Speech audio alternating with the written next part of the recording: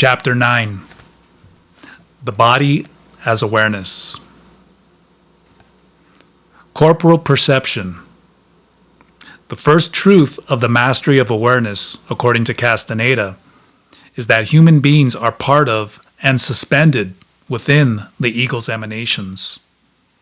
This truth in particular alludes to the fact that we are luminous beings, specific presences located in a universe made up of fields of energy that Don Juan calls the ego's emanations. The portion of energy that we are is contained during our lives in a form or mold known as the human form. The essential characteristic of that field of energy is the ability to perceive, which is why Don Juan tells Carlos that we are a feeling, an awareness, encased here, at which point he lightly taps his chest. In speaking of our natural ability as perceivers, we are not referring to the ego, which is a verbalizer, not a perceiver, but rather to the body as a field of energy. Therefore, there is no point in trying to determine which parts of the body perceive. The entire luminous cocoon perceives. Corporal perception takes place with the totality of the body, even the part that lies beyond the boundaries of the skin. According to seers, perceiving this way makes us look like large luminous eggs. Corporal perception can be thought of as the opposite of ordinary, everyday perception, which is nothing more than a combination of the dictates of the ego, personal history, and the work of the five senses. Corporal perception, on the other hand, is direct and allows no interpretations. In this context, the body-mind connection loses its meaning since the body becomes part of the total field of energy, and the process of perception involves the interaction between the energy of the luminous egg and the fields of energy outside it. From the beginning of their relationship, Don Juan insists that Carlos pay more attention to his feelings and forget thinking. He tells Carlos that while the mind needs to learn, the body simply knows. The content of everything Don Juan teaches contains a corporal dimension that is rooted in action, not thoughts or words. A warrior always acts first, before philosophizing. The knowledge of the body represents a departure from the usual Western notions about what constitutes knowledge, in which it is usually associated with the capacity to formulate verbal or mental enunciations that supposedly reveal the characteristics of a thing or a known process.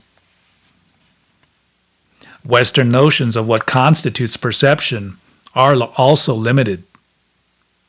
People are accustomed to treating it as something accomplished exclusively by our five senses, particularly sight, which report on everything perceived to the thought center that we feel is located behind our eyes.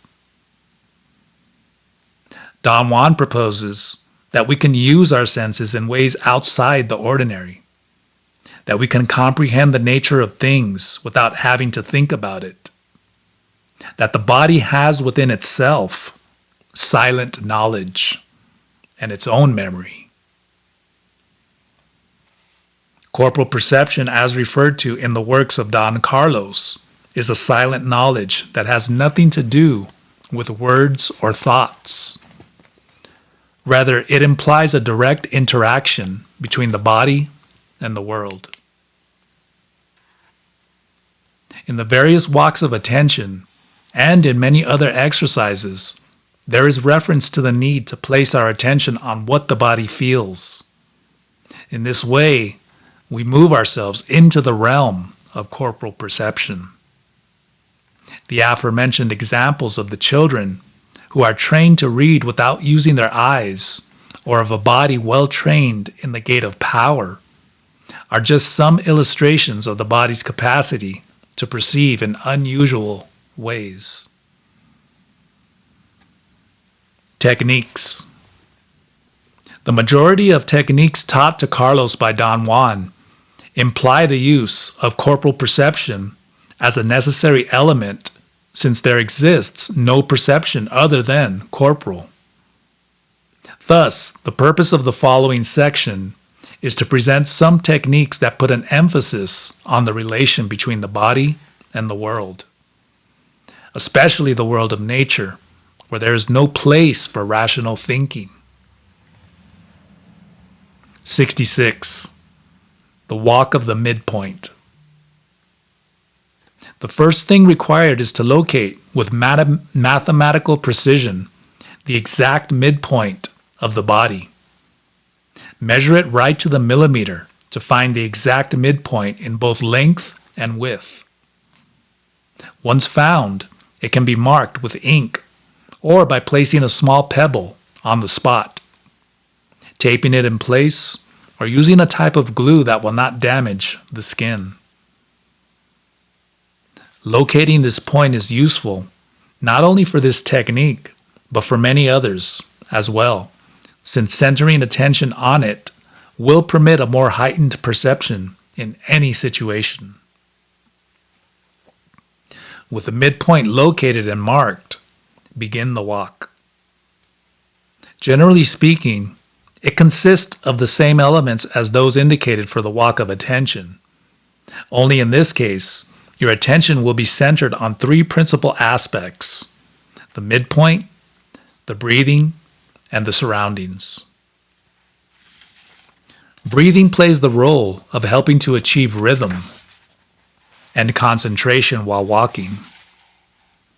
Attention on the surroundings is intuitive, not visual. Your eyes should sweep the ground directly in front of your feet. Thus, it would be helpful to have some kind of guidance, such as doing it in a group Indian file, or if alone, over known terrain. The key to this exercise is to locate perception and awareness in your midpoint, sensing that place as though it were the root of your perception. Take long walks to practice perceiving a variety of different surroundings, feeling the distinct nature of each place without the use of your eyes. This does not imply trying to imagine visually what the surroundings look like. Rather, it involves directly sensing how each place affects your energy and feelings. The pebble taped to your midpoint, by the way, can also be used as an aid in setting up dreaming. Simply sleep with it in place. 67.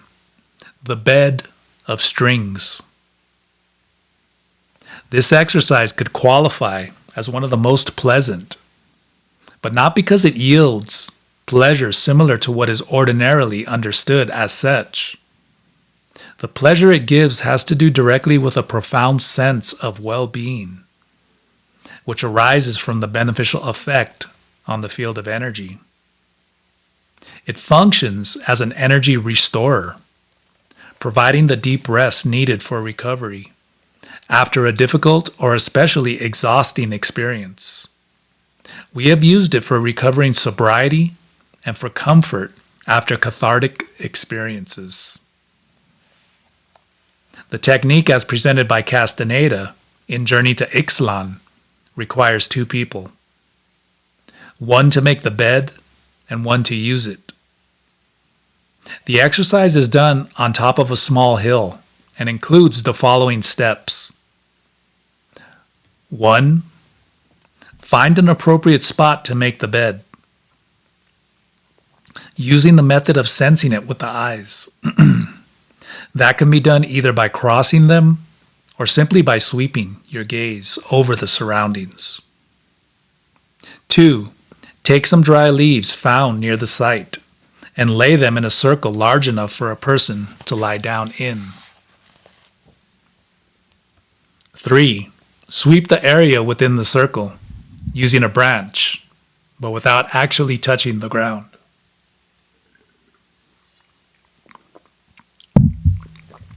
4. Pick up all the rocks found within the circle and classify them into 2 groups according to size. 5.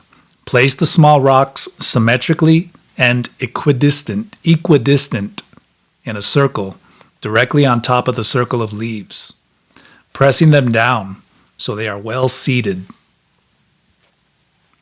6. Standing on top of the hill, the person making the bed begins rolling the larger rocks downhill, one by one, while the person who will use the bed receives them below, taking care not to confuse them with any other rocks that might be displaced. As they arrive at the bottom, that person places the rocks in a circle, as was done at the top of the hill, until the circle is complete to the last rock. 7. The assistant above cushions the upper circle with small twigs, filling it completely, while the person below ascends the hill. 8. The one who will use the bed places some leaves given by the assistant over the abdominal region and lies down inside the rock circle to rest or sleep for however long he or she feels is necessary. The way this technique is practiced in my work groups varies in some of the details from the way it is described here, but it has given magnificent results regardless. In this procedure, as well as similar ones, the results obtained rely both on the techniques used and on the personal power of the one carrying out the exercise. In the case of Carlos, that person was Don Juan. In this exercise, as in many others, we have used the warrior's way as expressed by Don Juan. A warrior is impeccable when he trusts his personal power, whether it be small or enormous. The variation we have practiced includes the following. It requires a state of heightened sensitivity and awareness reached through any kind of appropriate practice. It is to be done out in the country, preferably in a pine woods, either in flatlands or mountainous areas. The 2 people required will use the bed, constructed by both of them, alternately between them. Begin by looking for rocks to make the circle.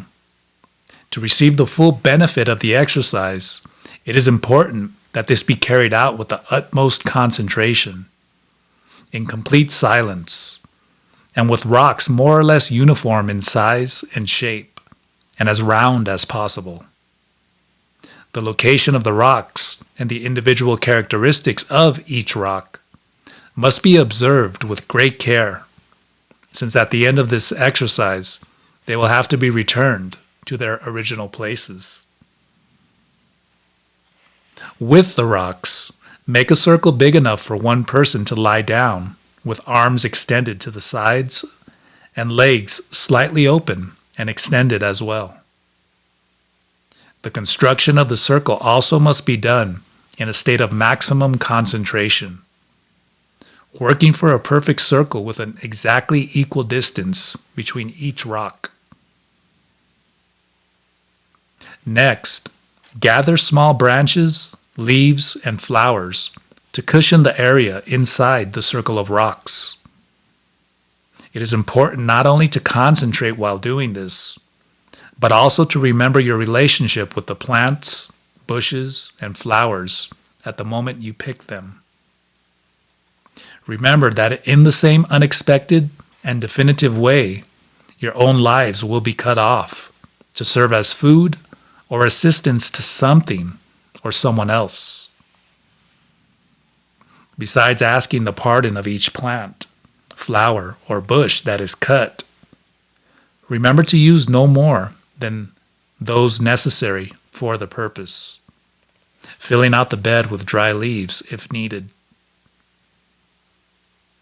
When everything has been gathered, cushion the inside of the circle, placing the materials so as to make the bed not only comfortable, but aesthetically pleasing as well.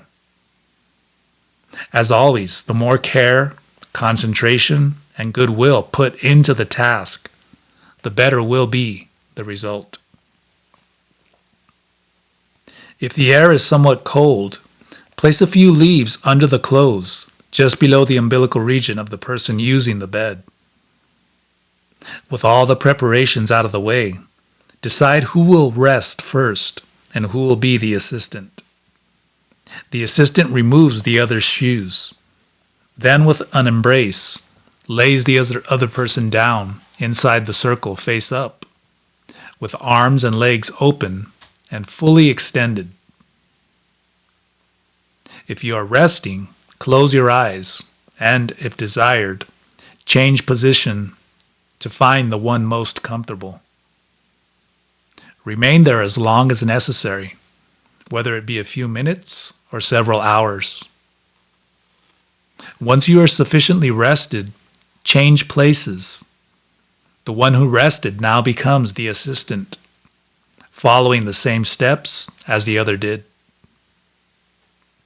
When both of you are finished, all the rocks are put back where they were found, and the leaves, flowers, and branches are scattered in such a way as to leave the smallest possible trace of your presence. Commentary on the technique. 2 elements have to be taken into account when doing this technique. The first is that it is used after practices or exercises that have left us in a state of heightened sensitivity, and we feel the need for some kind of support, such as the rest afforded by the bed of strings. And second, damaging nature is something a warrior will permit only for very specific purposes. This exercise is not simply for resting or to see what it feels like. If done inappropriately, the plants, flowers, and surrounding nature could turn against us, making us ill instead of healing us. If we merely wish to rest, a simple pile of dry leaves will do nicely. Exercises without seeing. In the chapter on stopping the internal dialogue, I referred superficially to the practice of using a blindfold. A more detailed version is one of the exercises most representative of corporal perception. This one and those that follow fall into the category of what I have called exercises of the blind. In these exercises, we are the blind persons. Instead of reducing our activities in fear of not being able to see, we increase them. This makes possible the emergence of a form of attention that will permit us to experience our other 4 senses in an especially intense and unaccustomed way. Even more important, it allows the body to remember little by little. The body can function as a perceiver in ways that will not necessarily agree with what we consider to be the ordinary way to perceive through the senses. The trick is to be ready to forget the world the way we are accustomed to perceiving it with our eyes. Most people, while temporarily blindfolded, try to visualize their surroundings through imagination and memory.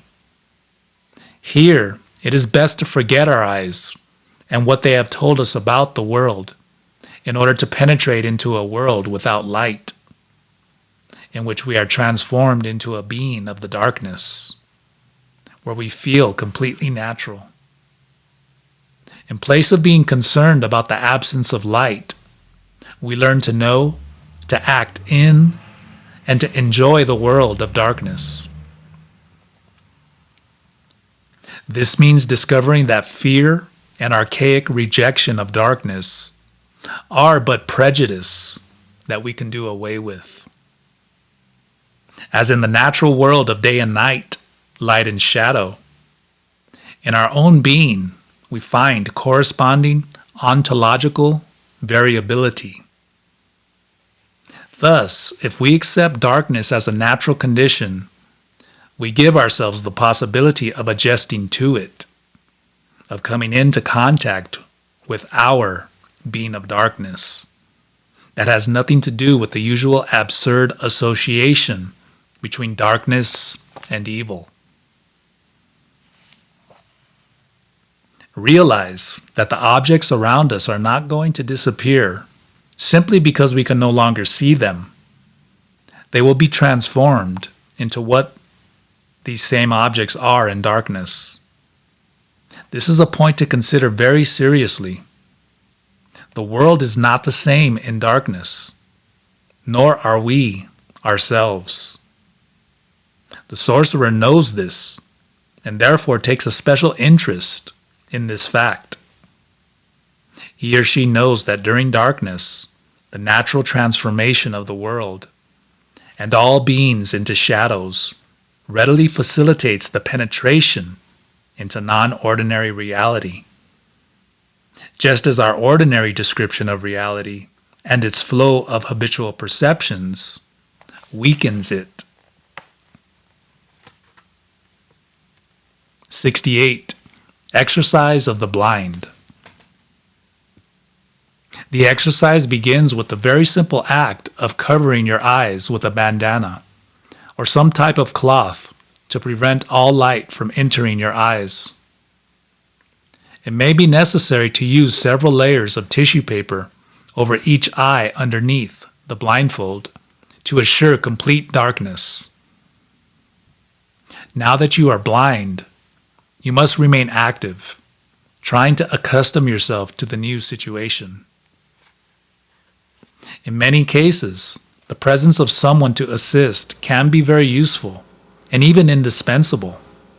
Someone who will accompany you, keeping you out of dangerous situations during difficult exercises or when any other problem crops up. The assistant should speak as little as possible in order not to disturb your process of sensitization. At the same time, he or she should avoid overprotecting you so that you can become self-sufficient in the least possible time. The assistant will also help to create the situations required by each exercise, such as guiding you when you are not in condition to orient yourself. Where walking or running is involved, you should lift your knees higher than normal, almost like marching, especially over irregular terrain. This way you will be better able to adapt to variations in the terrain or to obstacles such as rocks or tree trunks. Another appropriate technique would be jump trotting, lifting the thighs on each step. One thigh is lifted immediately after the other, while maintaining the necessary flexibility so that the legs can adapt themselves to any variation in the terrain. In areas with many trees or other large obstacles, extending a hand in front of your face may prevent injury, especially when doing this without someone to assist. The following exercises can be practiced on different occasions according to their grade of difficulty and to the grade of proficiency and knowledge you are developing about your being of darkness. 69. The home of the blind. This exercise consists of remaining at home blindfolded all day, carrying out all of the ordinary activities that could be done without putting yourself in danger. Sweeping the floor, getting dressed, drawing, writing, listening to music, doing exercise. Cooking can be done as long as extreme caution is taken with the stove, especially a gas stove. At the end of the day, go to bed leaving the blindfold on until dawn of the following day. The presence of someone to assist is recommended. 70. The walk of the blind. At the beginning, you will take only a simple, uncomplicated excursion. It requires the company of a guide who will help keep you out of danger and who will serve as a blind person's guide during the walk. The guide walks in front of you, and you lay your hand on the guide's left shoulder for orientation while you walk. It should be remembered that touching the shoulder serves only for purposes of orientation, not for support. So avoid the urge to use the guide as a human walking stick. The longer the walk, the greater will be the results. As you gain expertise, take more complicated excursions, such as climbing a mountain or walking over irregular terrain. A variation of this would be the blind Indian file, in which the same procedure is followed, but with more than 2 participants, each touching the left shoulder of the one in front. 2 guides would be best for this, one at the head and one at the rear, to prevent any mishaps. 71. The call. In this exercise, you will remain where you are placed by an assistant, who then moves to another area some distance away. The assistant will call you using a particular sound that you have agreed on beforehand. The distance between you may vary a great deal, depending on the type of terrain and your ability. It could be anywhere from a few yards to thousands of yards. When you hear the call, begin walking toward the sound until you encounter the assistant, guided only by your ears and the sensitivity of your body. This first step completed, you remain there while the assistant moves to a new place to repeat the exercise. Do it as many times as desired. The technique of lifting the knees is very useful in this case. The assistant should be very careful to note if there are any serious obstacles, such as holes, large rocks, or steep descents that might be dangerous to the blind person. 72. Race to the unknown. This is one of my favorite exercises because it allows us to penetrate in a more direct and profound way into the experience of corporal perception and aids in the emergence of our being of darkness. It requires the presence at least 2 assistants with the necessary strength and ability to serve as effective aids during its execution. The race to the unknown consists of running at top speed between 2 previously chosen points while blindfolded. It should be done over flat ground, either bare or grass-covered earth. Obstacles that could trip the runner should be avoided, even small ones such as rocks, bushes, or any protuberance in the soil within the area marked off for the exercise, as well as in the area immediately surrounding it. It is carried out in the following manner. 1. Determine the starting and finishing points, locating 1 or more assistants at each point. The distance between these points should not be less than 20 yards or more than 150 yards. 2. Stand on the starting line, blindfold in place, and facing toward the finish line. 3. An assistant at the finish line then yells loudly, "On your mark, get set, go." 4. Take off at a full run while the assistant at the finish line continually yells, "Over here, over here," to orient you by ear. If you stray too far from the path, the assistant should yell to the right or to the left or whatever is necessary. 5.